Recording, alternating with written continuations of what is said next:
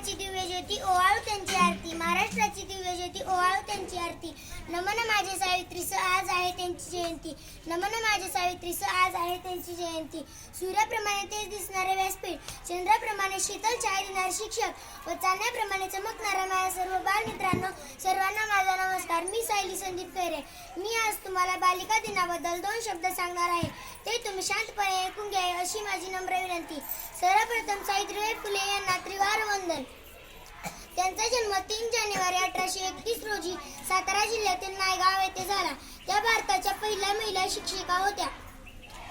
वयाच्या 9व्या वर्षी त्यांचा विवाह थोर समाजसुधारक ज्योतिबा फुले यांच्याशी झाला. विवाहानंतर ज्योतिबा फुले यांनी सावित्रीबाईस लिहायला व वाचायला शिकवले व स्त्री शिक्षणाचा पाया रचला. जिच्यामुळे शिकली दीनदुबळ्याची मुले त्या ज्ञानज्योती क्रांतिज्योती सावित्रीबाई फुले, त्या ज्ञानज्योती क्रांतिज्योती सावित्रीबाई फुले. 1 जानेवारी 1848 रोजी सावित्रीबाईंनी व ज्योतिरावांनी बुधवार पेठातील भिडेवाडा येथे मुलींची पहिली शाळा सुरू केली. यांच्या या क्रांतिकारी निर्णयाला लोकांचा तीव्र विरोध होता.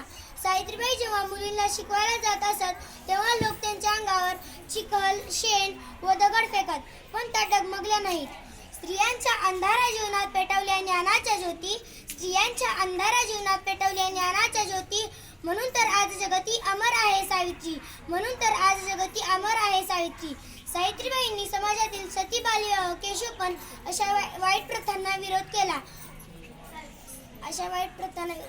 केला. त्यांनी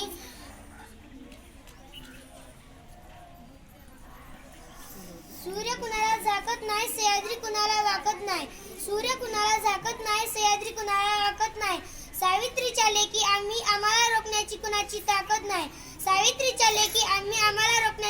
ताकद नाही. ज्यांच्यामुळे मी आज इथे उभे आहे अशा सावित्रीबाईस